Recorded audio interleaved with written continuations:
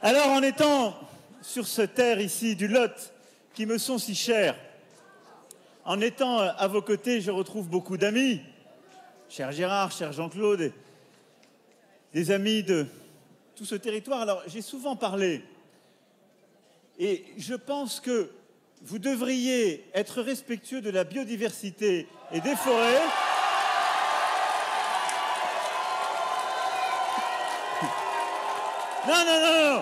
Non, tous les combats sont bons alors, alors, je vais vous dire, on n'est pas, ne sifflez personne, moi je crois au respect. Alors, il y a beaucoup de choses parfois qui sont dites. Félicitez-vous d'être dans une démocratie où vous pouvez interpeller un président en fonction et un candidat comme ça. Et j'espère que ça pourra continuer. Parce que le 24 avril, avec une autre candidate, ce sera un autre choix. Ensuite,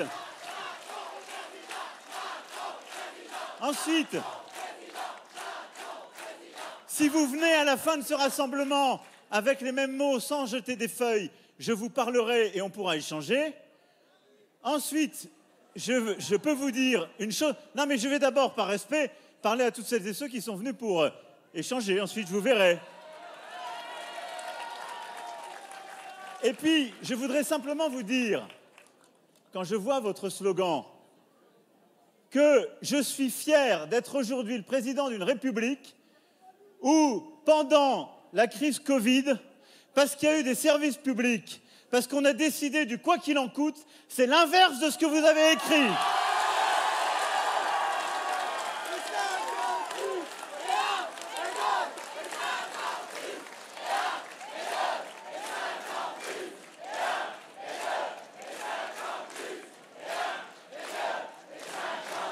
Et c'est vrai.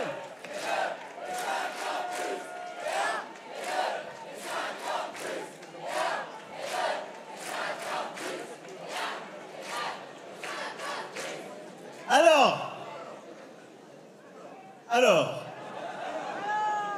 je suis heureux d'être parmi vous pour pouvoir évoquer, entre autres, d'abord défendre ce qu'on a fait, mais parler du projet qui est le nôtre pour les 5 ans qui viennent. Et je le disais à l'instant, interpellé par des inquiétudes légitimes sur la place de la nation, du service public, de nos solidarités. Nous sommes dans des terres qui savent qu'on doit produire pour pouvoir distribuer, mais que produire sans distribuer et créer de l'injustice n'a pas de sens. C'est ce que nous avons collectivement fait durant ces 5 années. Et je crois à cette philosophie. C'est celle de Terre radicale, et j'ai une pensée pour le ministre Faure, je dis le ministre par clin d'œil, lui qui préféra son Lot à des fonctions éminentes. Et c'est aussi ce qui présidait, mais ne jetez pas des feuilles, parce que ça gaspille les feuilles, c'est bon pour personne. Donc comme j'ai été respectueux, donc comme j'ai entendu le message que je suis respectueux, arrêtons de jeter des feuilles, on va se parler après. Et c'est aussi le message qu'un autre président, il y a 40 ans, François Mitterrand, venait ici défendre. Il y a 40 ans, presque jour pour jour. Lui qui venait expliquer ici à Figeac qu'il n'y avait pas de politique sociale qui pouvait durer s'il n'y avait pas une politique pour produire et une force économique. Alors les uns avaient appelé ça le tournant de la rigueur, les autres le retour au réalisme. En tout cas, c'est ce qui avait permis à la France de rester dans notre Europe. Le discours de Figeac aura fait date et il participe de cette philosophie.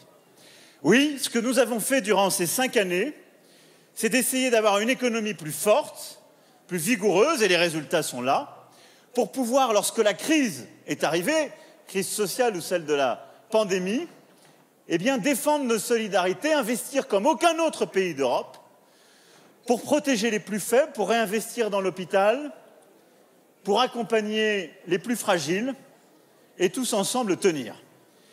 Et pour aussi, durant ces 5 années, avoir un agenda ambitieux pour tous nos territoires. et en particulier nos territoires ruraux, avec un agenda de la ruralité, une politique que je veux ici défendre et dont nous sommes fiers.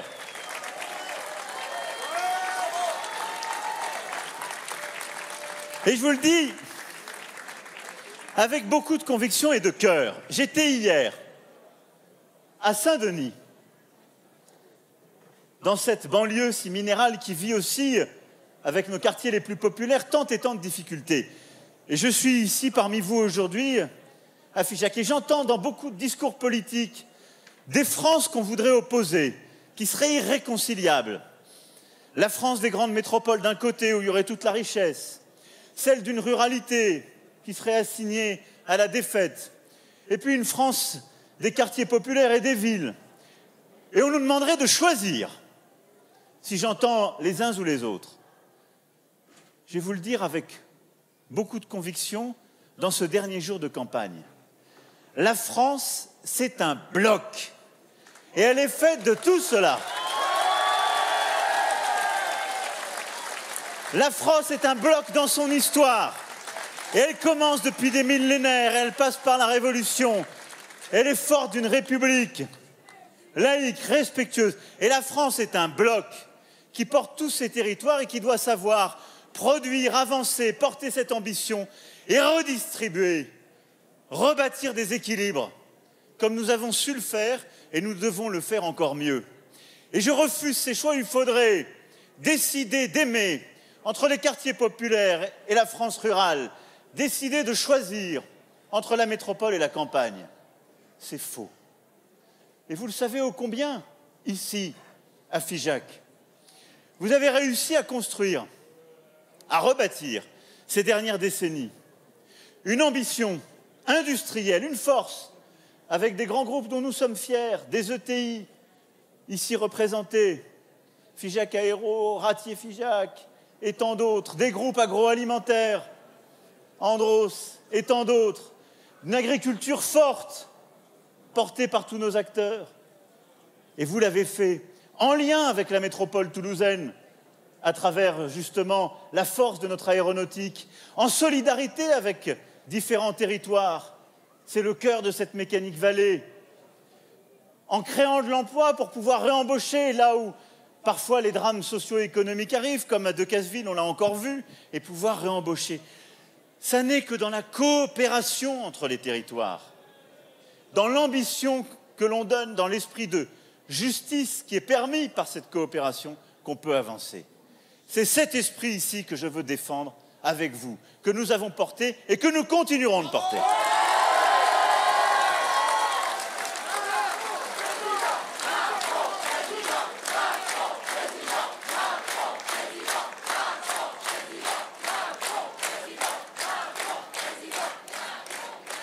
Alors oui, quand on parle des ruralités durant ces années, nous avons fait un agenda rural, le déploiement du haut débit et de la fibre, de l'Internet mobile, et nous irons au bout d'ici fin 2024, conformément à nos engagements, la recréation d'emplois, y compris dans nos territoires ruraux, les actions cœur de ville, les initiatives petites villes de demain, la réouverture des petites lignes ferroviaires qui étaient menacées, grâce aux réformes et au réinvestissement, la réouverture de nos trains de nuit, les désenclavements, les projets routiers, la différenciation pour nos territoires. Oui, nous avons porté ensemble un agenda d'ambition, de construction, de recréation sur le plan culturel, éducatif, partout dans nos ruralités. Et avec vous, j'en suis fier.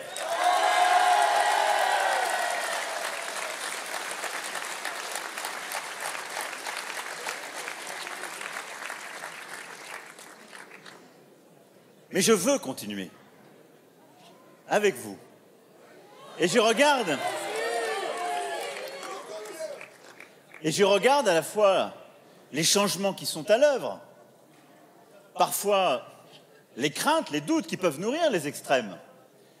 Et je veux qu'ensemble, nous puissions y apporter une réponse, une série de réponses.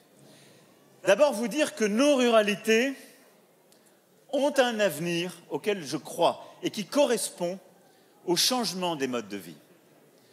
En effet, on le voit tous, les rééquilibres sont en train de se faire. Nous choisissons des vies différentes. Et je vous invite à regarder ce que nous sommes en train de vivre, que nous avons tous vécu ces dernières années et qui s'accélère avec la crise Covid.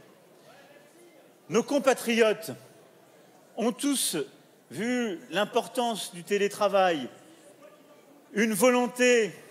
On a fait le quoi qu'il en coûte, vous avez raison. Et grâce à ça, on a tenu. Mais il y a un choix qui est en train de se faire. Nos compatriotes veulent, quand ils le peuvent, pouvoir quitter les grandes villes, retrouver une qualité de vie, pouvoir organiser leur temps différemment, pouvoir organiser le travail différemment, retrouver un équilibre des territoires, ce qui est une chance pour nos ruralités, pour nos petites villes qui parfois avaient été délaissées par les 20 dernières années où on avait accumulé toutes les activités dans des métropoles progressivement devenues de plus en plus difficiles à vivre, avec un coût de la vie qui augmentait. Et à mesure qu'on équipe nos territoires ruraux, on voit qu'ils sont en situation d'accueillir tout ça. On voit que nos compatriotes veulent une qualité de la vie, qualité de l'air, de l'eau, de l'alimentation, veulent retrouver un sens, une vie à portée de main. On voit que nos compatriotes recherchent le beau, et je parle dans une ville dont c'est sans doute le premier atout, monsieur le maire, où vous avez ici su mener une politique patrimoniale exemplaire, où vous avez su recréer, pas simplement la ville de Champollion, à laquelle vous avez rendu hommage, mais ce patrimoine historique, culturel, auquel je tiens tant, et que nous avons, ces dernières années, cherché partout à travers le territoire à faire revivre, avec notre loto du patrimoine, la mission Berne et tant d'initiatives. Et donc, vous le voyez, il y a une disponibilité de la nation à donner en quelque sorte un nouvel avenir à nos ruralités. C'est à nous de savoir l'accompagner, réussir à transformer les choses et inventer des nouveaux équilibres dans nos territoires. Et ce sont les quelques engagements que je veux prendre ici auprès de vous aujourd'hui. Les engagements pour nos ruralités, des engagements de FIJAC pour les 5 ans qui viennent.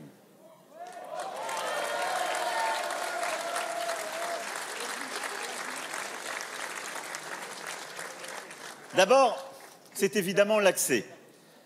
Bâtir ces équilibres entre les métropoles, les ruralités, entre petites villes, entre elles, réussir à reconstruire ces équilibres de vie, c'est continuer d'investir dans nos infrastructures de transport et de communication. Et donc, nous poursuivrons l'investissement massif dans le ferroviaire dans les années qui viennent, grâce aux réformes de 2018. Nous continuerons de rouvrir des petites lignes, nous continuerons d'aménager en particulier aussi ces infrastructures pour permettre de relier aux métropoles d'équilibre les villes moyennes, nos campagnes, pour permettre de déployer ces accès, pour permettre de continuer à enrichir le tourisme, de Saint-Cyr la Popille au reste du Lot.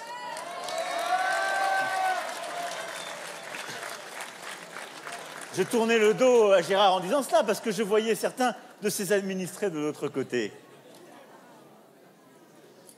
L'accès. Et c'est pourquoi aussi, fort des accords qui ont été noués et des investissements pris aux premières années de ce quinquennat, nous irons au bout des engagements pour 2024 en déploiement d'Internet mobile et de la fibre, car c'est la clé pour permettre justement ces opportunités d'usage et le développement de ces industries.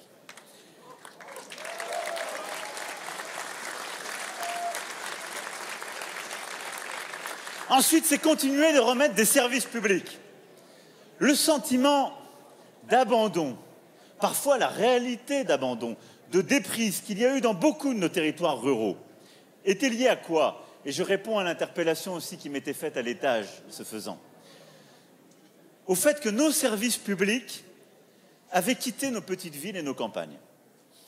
Et c'est un phénomène qui a 20 ans et qui, au fond, a été lié à quoi? La concentration à Paris, le fait que quand on a fait des économies, on les avait fait sur les services locaux, et le fait ensuite que les grandes régions, les métropoles régionales avaient concentré beaucoup de moyens dans les capitales régionales. Et parfois quitter Figeac ou Cahors pour aller à Toulouse, c'est aussi loin dans les mentalités que d'aller à Paris ou ailleurs, parce que ça n'est plus là, à portée de vie, à portée de quotidien. Et donc, ce que je veux pouvoir faire, c'est continuer ce que nous avons commencé. Une politique de réaménagement de nos services publics par la proximité, en redéconcentrant, en remettant des services publics, en continuant nos politiques d'ouverture, des maisons France Service.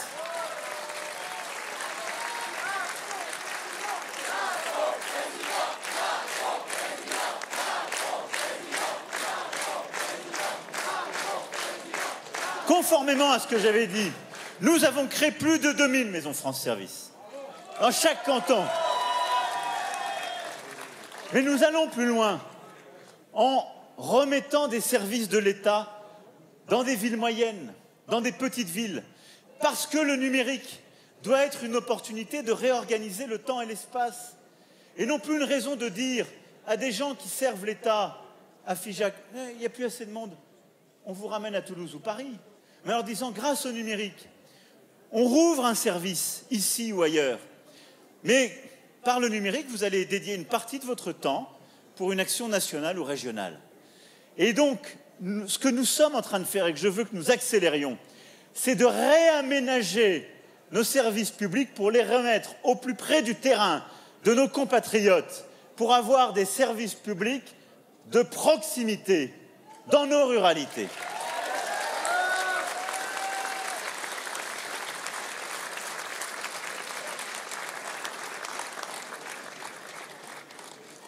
C'est le même mouvement que je veux faire, moi aussi.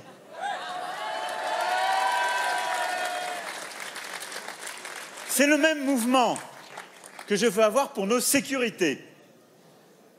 Là aussi, nous savons où parfois les économies ont été faites. Et c'est pourquoi, grâce aux 10 000 postes qui ont été rouverts de policiers et de gendarmes, grâce aussi à la réorganisation menée sous l'autorité du Premier ministre, à la loi d'orientation qui a été soumise au Conseil des ministres il y a quelques semaines, nous allons faire deux choses essentielles pour nos ruralités. Nous recréerons dans les 5 années qui viennent 200 brigades de gendarmerie dans nos campagnes.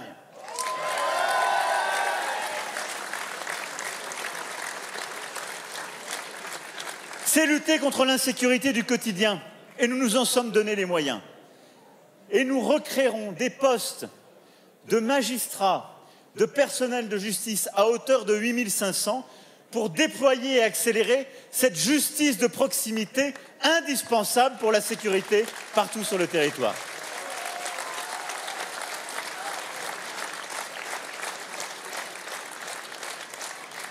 Nous nous en sommes donné les moyens. Nous allons maintenant le déployer. C'est la même chose quand on parle de santé. Je sais combien dans nos campagnes, votre A me le souffle à l'oreille. Je sais combien dans nos campagnes, le drame des déserts médicaux est là.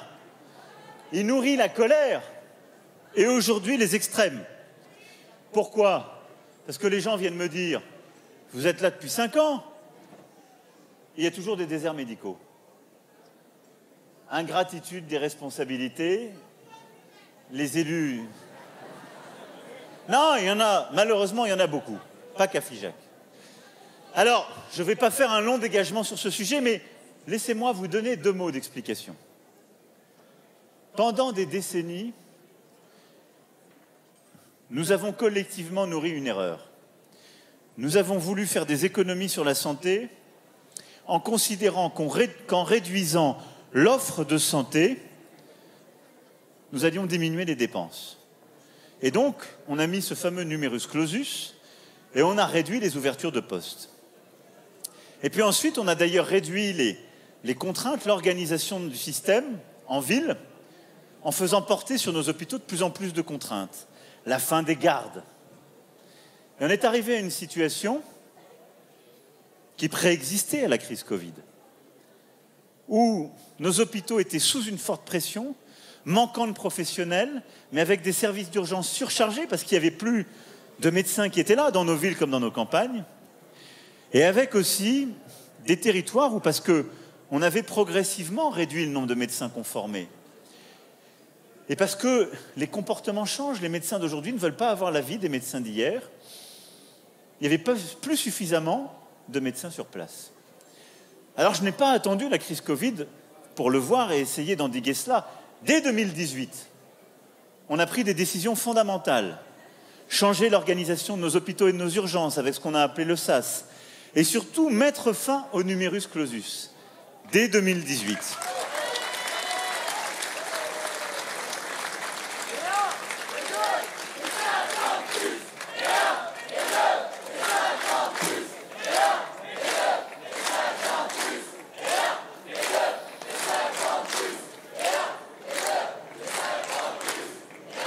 Simplement, il faut 10 ans pour former des médecins. Et donc, même en ayant ouvert ce numerus clausus et en continuant, j'ai une mauvaise nouvelle. Les médecins formés en plus n'arriveront pas, même pour le prochain quinquennat. C'est une réalité. Mais il faut préparer l'avenir pour nos enfants, donc il fallait le faire. Nous avons fortement rouvert les formations pour les infirmiers, infirmières, aides-soignants, aides-soignantes. Là, les résultats vont arriver dans les prochains mois. Nous avons, avec la crise Covid, parce que j'ai entendu la mobilisation, mis en place le Ségur de la santé, investissement inédit. Nous avons augmenté de 183 € par an au minimum pour 2 millions de professionnels. À l'hôpital et hors de l'hôpital, la rémunération. Entre 183 et plus de 400 €. Ça n'est pas un cadeau, c'était un rattrapage. Et je veux dire ici que c'est le minimum de ce que nous devions à tous nos professionnels de santé. Je voudrais ici que vous puissiez les applaudir partout sur le territoire.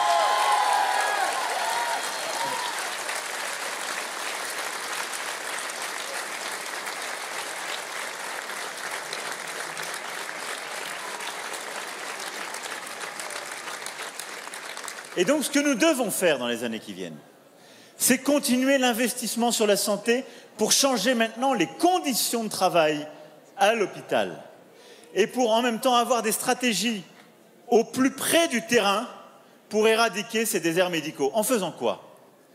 En se donnant des moyens nouveaux et un plan d'investissement inédit qui permettra d'abord d'embaucher sur le territoire, d'avoir une politique incitative pour attirer des médecins généralistes et spécialistes, de permettre de payer des aides médicaux, administratifs, de changer l'organisation en déléguant davantage de tâches aux pharmaciens, pharmaciennes, aux infirmiers, infirmières, en créant une organisation des soins qui décloisonnera l'hôpital et la ville, en permettant d'embaucher sous le statut de salarié beaucoup plus facilement des médecins, en permettant de travailler entre l'hôpital et la ville beaucoup plus simplement, et en dégageant du temps de médecins libres, et en reprenant par des personnels administratifs ou paramédicaux des tâches indues, ou en tout cas dont on pouvait les libérer, nos médecins pour cela.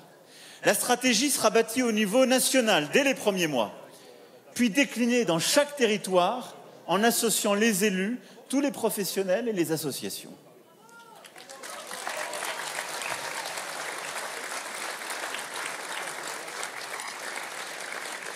Et donc le sujet de la santé, et en particulier des déserts médicaux, ce sera mobilisation générale dès les premiers mois, avec moyens nouveaux, mais vous l'avez compris, méthode nouvelle. Il en est de même sur le grand âge. Nous avons, et c'est une des raisons pour lesquelles nous devons conduire cette réforme des retraites, pour pouvoir le financer.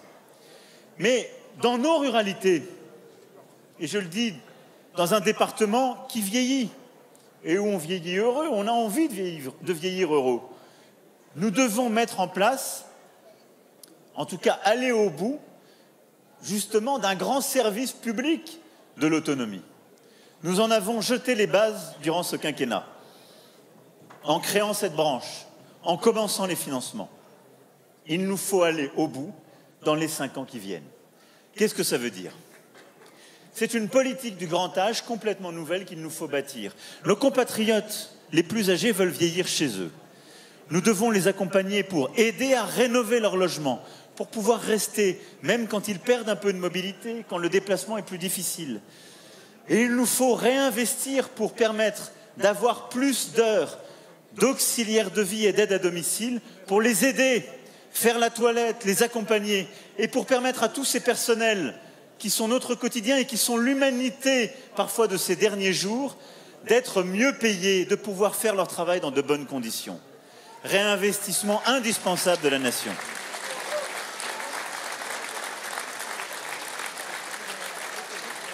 Et en parallèle de ce bien vieillir à domicile, nous allons réinvestir dans nos EHPAD, créer des postes d'infirmiers et d'infirmières, d'aides-soignantes et renforcer une politique de contrôle national pour éradiquer les abus et lutter contre ce que nous avons tous ensemble vécu, cette indignation que nous avons tous ressentie.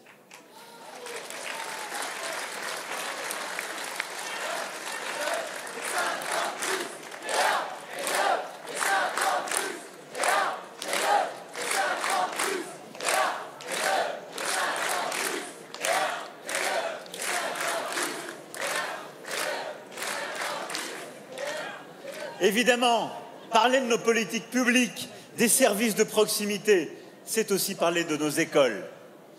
Nous avons réinvesti dans notre école. Alors, on regardera aussi ce sujet, je vous le promets. Mais je sais l'angoisse qu'il y a dans la ruralité, en particulier quand on perd des habitants. Là-dessus, nous avons pris des engagements, ils ont été tenus.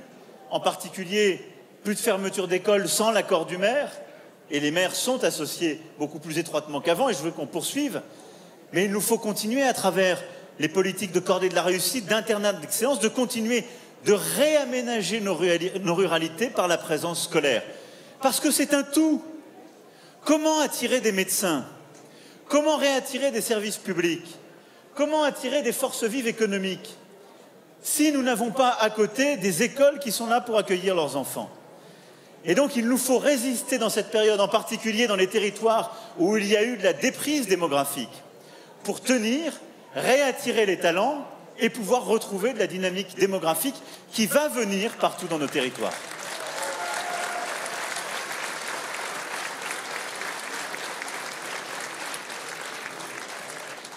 Vous l'avez compris à travers cette cavalcade, c'est un réaménagement de nos territoires que je veux à vos côtés porter, à travers les accès, mais aussi tous nos grands services publics, toutes nos grandes politiques publiques pour nos ruralités. Et elles doivent être pensées au plus près du terrain. Ce que je veux continuer de faire, c'est la même logique que celle que nous avons eue, c'est une forme d'esprit de pragmatisme. Durant ce quinquennat, nous n'avons pas rouvert de grands débats théoriques sur la décentralisation. Nous avons une politique d'aménagement par les projets. Et d'expérience, ça vaut mieux que de passer 5 années à savoir si ça doit être le département, la région ou l'État qui fait ceci ou cela, pour s'apercevoir à la fin que c'est toujours pas le bon niveau. C'est ce qu'on avait un peu vécu par le passé. Ce que veulent nos compatriotes partout, c'est de l'efficacité des politiques publiques, de la coopération entre tous les élus et l'État et du pragmatisme. Ben, c'est ça que je veux continuer de faire. Et donc, c'est de l'aménagement du territoire par les projets et les ambitions. Action cœur de ville, petite ville de demain, c'est cela. Des élus de terrain, en particulier nos maires, à qui je veux rendre hommage. Et je les vois ici avec beaucoup d'émotion, de fierté, de Figeac à Saint-Cyr-la-Popie en passant par Oradour et ailleurs, mes amis. Je vous vois tous et puis vous m'interpellez. Mais les maires portent les projets. Qu'est-ce qu'on a fait avec Action Cœur de Ville et Petites Villes de demain? On ne leur a pas dit on va vous pondre des circulaires depuis Paris pour vous expliquer ce que doit être votre projet. On a dit on met en place une disponibilité. On dit vous voulez refaire les choses, voilà les instruments. Comment vous voulez faire?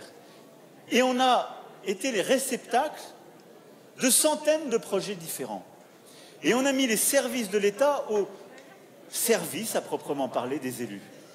Cette politique, elle n'a pas été systématique, je suis lucide durant ces 5 années, où il y a parfois eu encore trop d'instructions d'en haut, de circulaires, parce qu'on ne change pas les habitudes collectives en si peu de temps. Mais c'est le début d'une révolution culturelle qui consiste à aménager par les projets, à dire la solution, elle est connue d'en bas des Françaises et des Français, de celles et ceux qui les portent, leurs mères. Et nous devons avoir des politiques qui viennent au service pour accélérer celles-ci et aménager nos territoires. Eh bien, c'est ce que je veux continuer de faire, aménager par l'ambition les projets, nos ruralités.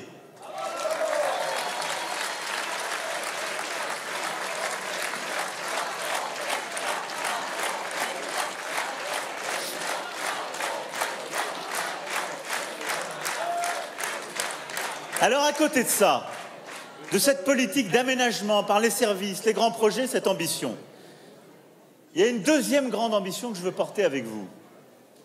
C'est celle, au fond, de libérer et de planifier, si je puis dire. Et ça correspond assez bien à l'esprit français. Vous allez dire, il est devenu communiste. Non. Mais j'entends les voix et au fond, la France, dans ses grandes heures, a toujours su faire cela. Les grandes heures du gaullisme, c'est de la liberté à l'initiative individuelle, c'est de la capacité à faire aussi avec d'autres inspirations, et c'est de la planification nationale pour se donner des grandes ambitions.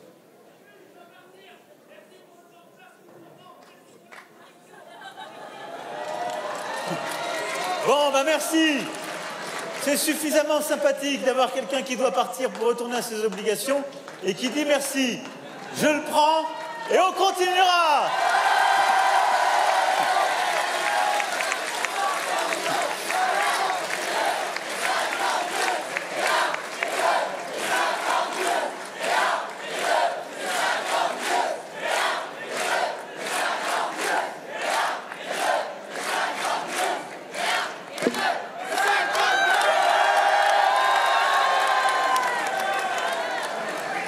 Mais donc, qu'est-ce qu'il nous faut continuer de faire?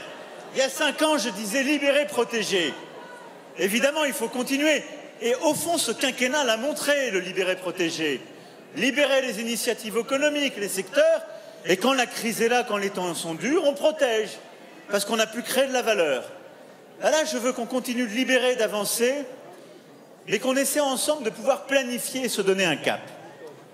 Libérer, c'est continuer. De donner aux forces vives économiques, sociales, de notre industrie à notre agriculture, en passant par le secteur culturel et associatif, par tous les secteurs ici représentés, la possibilité de continuer de faire. Nous devons continuer de créer des emplois, de libérer l'activité économique et d'avancer pour nos territoires. Retrouvons ce goût de l'ambition, cet esprit de conquête qui doit être le nôtre. Nous en avons les moyens. Nous l'avons montré. Alors allons-y.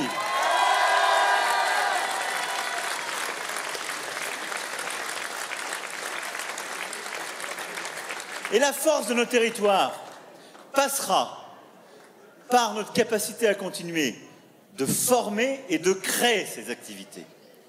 Nous pouvons nous appuyer sur un bilan solide. Nous avons créé 1 200 000 fiches de paye nettes durant ce quinquennat. Nous avons fait passer le nombre d'apprentis par an de moins de 300 000 à plus de 710 000 aujourd'hui. Alors redoublons d'ambition et donc continuons d'aider nos commerçants, nos artisans, tous les secteurs du bâtiment, de l'industrie, nos paysans à créer de la richesse, à créer de la valeur, à embaucher des apprentis pour pouvoir continuer d'avancer. Ça, c'est une priorité. Donc, nous mènerons un ensemble de politiques, de baisse d'impôts de production, de politiques de simplification de nos activités économiques pour continuer d'avancer en la matière. Nous ne devons rien céder sur cette ambition.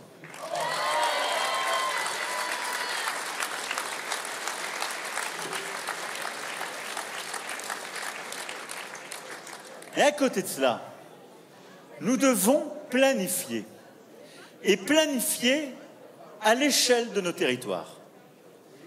Et planifier les grandes transitions. Et je veux en citer 2 qui sont clés pour l'ensemble de nos ruralités.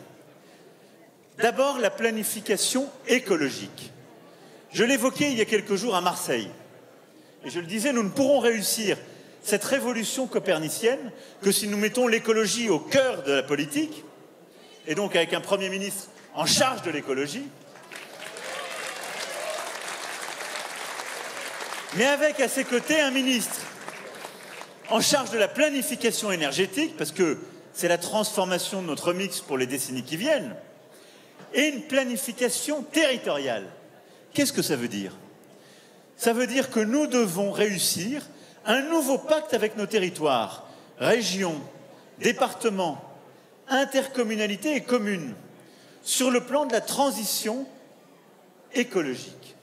Et nous devons, à l'échelle de nos territoires, à penser une politique nationale et la décliner ensuite sur chaque territoire en se donnant des objectifs, des investissements, mais en laissant les acteurs faire et en leur permettant de changer les mobilités, d'investir sur les pistes de vélo, les transports interurbains et donc la sortie du carbone progressif, les modes de transport collectif, la transition agricole territoriale qui permettra d'accompagner à bonne échelle l'ensemble de nos paysans pour qu'on garde ce modèle formidable qui est le nôtre. Parce que nos ruralités vivent de nos agricultures et de toutes les formes d'agriculture. Et je veux saluer ici nos paysans et vous pouvez les applaudir.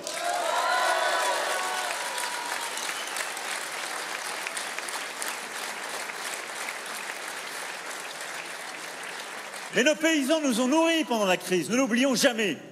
Ils sont en train de faire l'une des plus grandes révolutions. La troisième révolution, celle de continuer à nourrir et produire en protégeant la biodiversité et en émettant moins. Révolution qui passe par le biocontrôle, la génomique, la robotique, le numérique. Et donc nous devons les accompagner par plus d'investissements, mais le faire à l'échelle des territoires, par une stratégie territorialisée. Et cette transition, je veux pouvoir l'accompagner d'abord en les protégeant. Vous pouvez être fiers du gouvernement actuel qui a passé une loi historique pour protéger nos paysans face aux grandes calamités climatiques. Les parlementaires qui sont là l'ont voté. Tant de nos paysans ne se couvraient plus contre ces risques. Vous ne pouvez pas les assumer.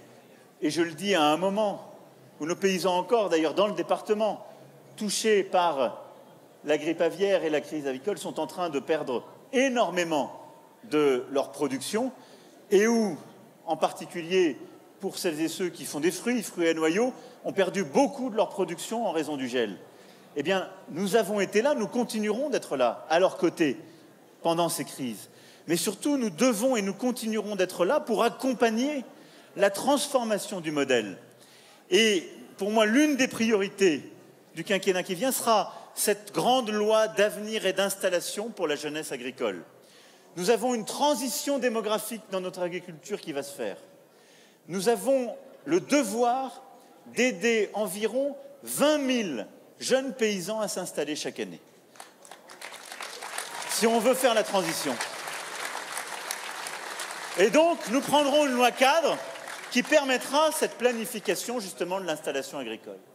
Et donc, vous le voyez sur tous ces segments, il faut une planification territoriale pour réussir la transition environnementale et écologique, celle des mobilités, celle de l'agriculture, celle de conditions de vie pour permettre de décarboner progressivement nos modes de vie. C'est la même chose que nous ferons sur nos industries pour étalonner des investissements et accompagner la décarbonation de nos grandes industries. Parce qu'on ne peut pas réussir l'écologie en produisant moins. Il faut continuer à produire plus en émettant moins de CO2 et en respectant la biodiversité. C'est ça notre défi.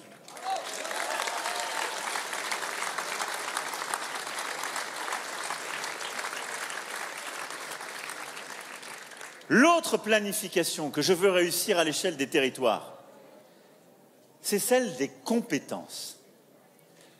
Et ce sujet est essentiel. C'est un sujet de production et de justice.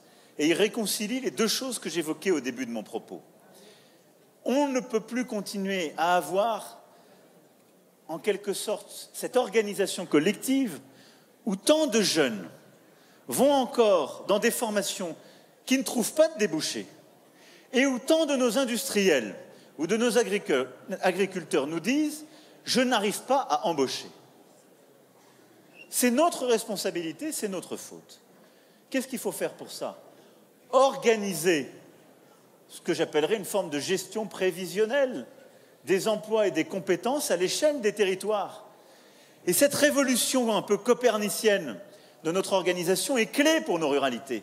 C'est d'abord permettre à tous les secteurs d'activité qui ont des besoins d'embauche aujourd'hui et demain de pouvoir rentrer dans nos collèges et nos lycées pour expliquer leur métier et leurs besoins.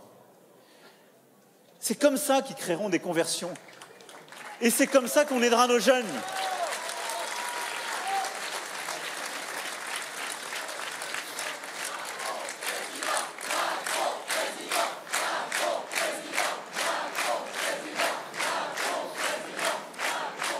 Aujourd'hui, un jeune qui est d'une famille modeste en 5e ne sait absolument pas ce que sont les métiers hors ceux de ses parents. Et il arrivera en terminale dans la même situation. Et c'est une injustice, c'est l'une des pires injustices. Et nos professeurs ne peuvent pas expliquer tous les métiers que parfois ils ne connaissent pas. C'est normal. Et donc on donne un avantage aux enfants qui ont un capital relationnel, dont les familles peuvent faire ce travail, dont les parents ont des relations.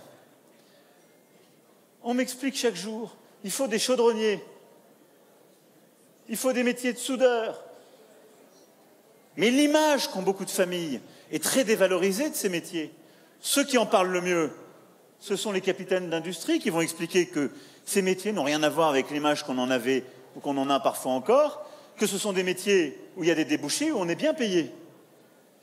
Allez l'expliquer à un jeune de 5e.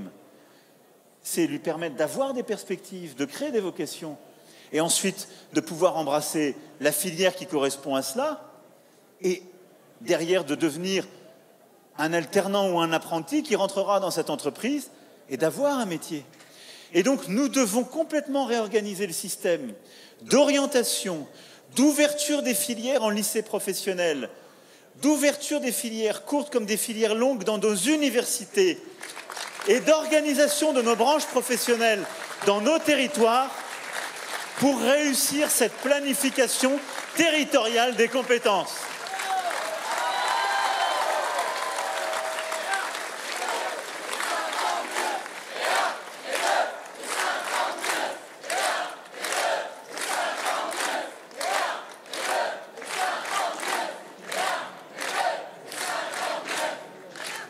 Alors, je pourrais vous parler de beaucoup d'autres choses encore, mais je vais conclure mon propos. Et je crois vraiment qu'à travers ces initiatives et ces ambitions de réaménagement concrètes, et à travers ce libérer et planifier écologique et de compétences, il y a là, en quelque sorte, les fondements d'un nouvel agenda des ruralités que je veux porter avec vous pour les 5 ans qui viennent. Mais du tourisme à la culture, de l'agriculture à l'industrie, du monde économique en passant par nos élus et nos associations, vous êtes le tissu de ces ruralités. Et je vous le dis avec beaucoup de force, on ne laissera jamais tomber personne, comme on n'a jamais laissé tomber personne pendant la crise.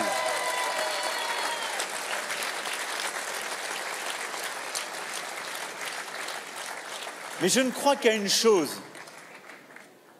Il y a une ruralité des projets et il y a les combattants du ressentiment. C'est ça la réalité. Et donc oui, la vie est difficile. Oui, parfois il faut se battre plus à certains endroits qu'ailleurs. Le devoir de la République, c'est de compenser ces inégalités. Et il en est des quartiers les plus pauvres comme des ruralités où on perd de la population. Il faut alors redoubler d'efforts pour corriger ces inégalités et donner les mêmes chances. Mais je sais une chose, c'est quand on baisse les bras ou quand on cède à l'esprit de ressentiment ou de défaite, alors on ne gagne aucune bataille, mais on se divise.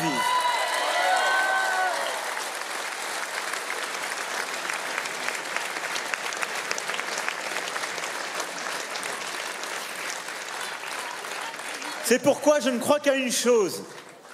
Dans ce moment qui est le nôtre, je ne crois qu'à une chose, de réconcilier la bienveillance et l'ambition.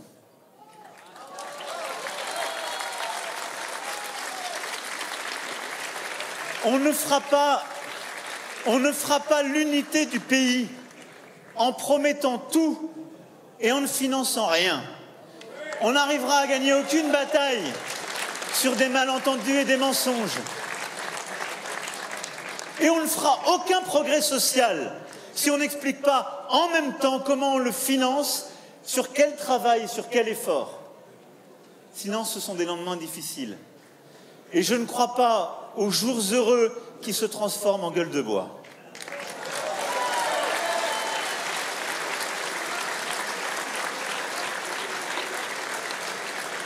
Mais de la même manière,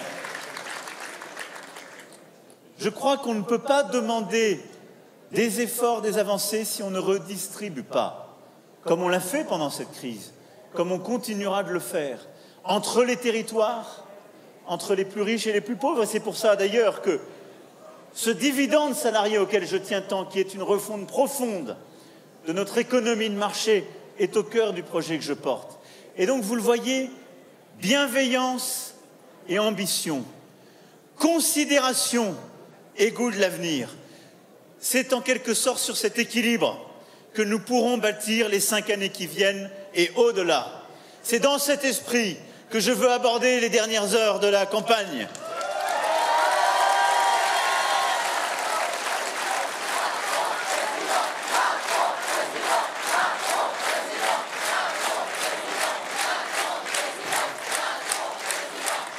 Et donc oui, vous le voyez, je peux ici, moi, vous tenir un discours sans avoir un seul propos de haine, ni sur nos adversaires,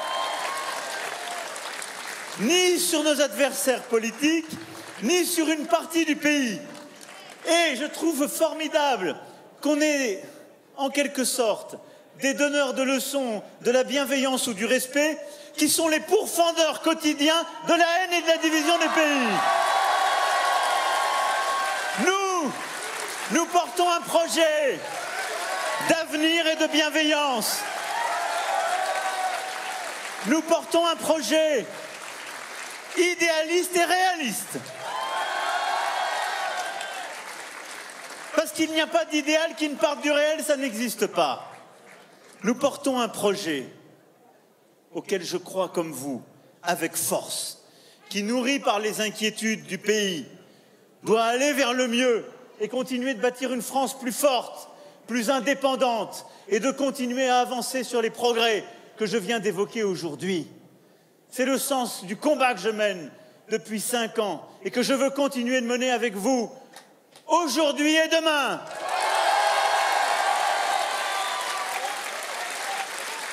Alors vous l'avez compris, rien n'est joué.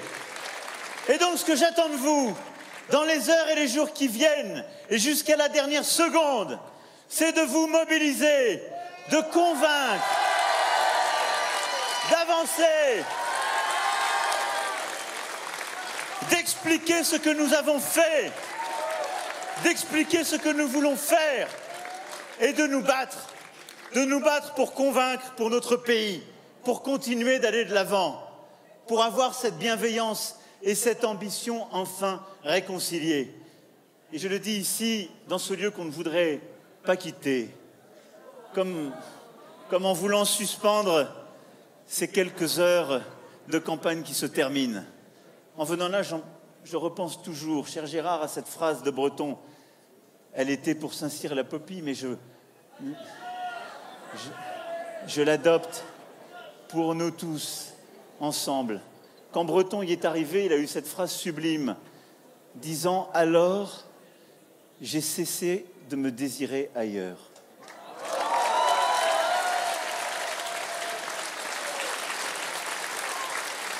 Et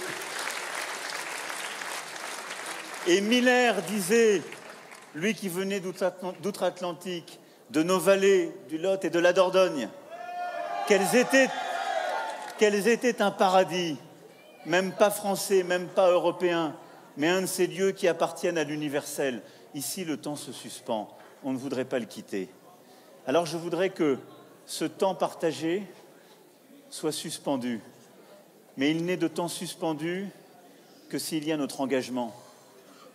Car la beauté dont parlaient Émile et Breton, c'est la beauté de ces lieux qui sont le fruit de notre histoire, de notre pays. C'est cette France universelle, cette France qui est un bloc, le bloc de ses paysages, de ses géographies, de son histoire.